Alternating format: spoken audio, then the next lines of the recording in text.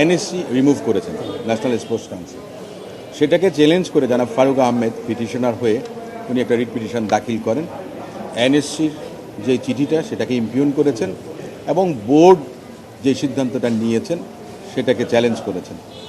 High court, supreme কোর্টের high court বিভাগে মাননীয় বিচারপতি কাজী জেনাত খান এবং মাননীয় বিচারপতি নাসরিন আক্তার সমন্বয়ে গঠিত দ্বৈত বেঞ্চ উভয় পক্ষের শুনানি শেষে এনএসসির পক্ষ থেকে অ্যাটর্নি জেনারেল জনাব আসাদুজ্জামান, বিসিবির পক্ষ থেকে আমি নিজে, মাহিন এম রহমান এবং পিটিশনারের পক্ষে ব্যারিস্টার রুহুল কুদ্দুস কাজল, ব্যারিস্টার কায়সার কামাল প্রমুখ শুনানিতে অংশগ্রহণ করেন। শুনানির শেষে মহামান্য আদালত ওনাদের রিট আবেদনটি খারিজ করেছেন। আউট অফ লিস্ট করেছেন। সন্তুষ্ট না হয়ে আউট অফ লিস্ট করেছেন। সন্তুষ্ট হননি, ওনারা কোনো সাবস্টেন্স পাননি এই মুহূর্তে, যার কারণে আইনের মধ্যেই আছে কিভাবে করা যায়। কারণ নিয়োগকর্তা তিনিই কিন্তু আপনার উইথড্র করতে পারেন। পিটিশনার কিভাবে নিয়োগ পেয়েছিলেন, পিটিশনার নিজে কিন্তু ইলেক্টেড ছিলেন না।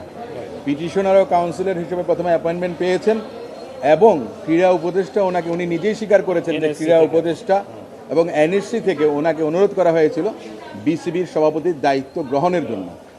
সেখানে কিছু বিষয় আছে, ডিরেক্টর হয়েছেন এবং পরবর্তীতে তিনি সভাপতি হয়েছেন।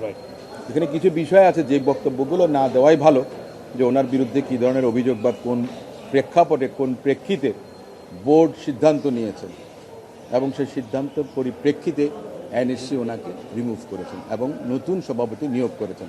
এবং সভাপতি, আমরা যেটা বলেছি আমাদের পক্ষ থেকে, যে নতুন সভাপতি কার্যভার গ্রহণ করেছেন।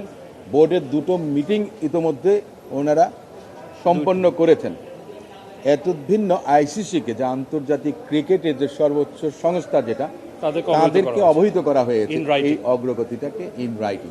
পিসিবির স্ট্যান্ড এখানে আসলে আমাদের খুবই সিম্পল।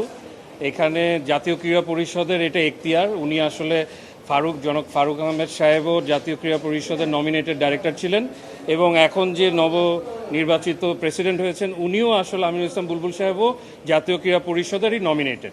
এটা ওনাদের এখতিয়ার, এটা বিসিবি কনস্টিটিউশন অনুযায়ী ওনাদের এই আছে, এটা ওনাদের জন্য রিজার্ভ করা আছে।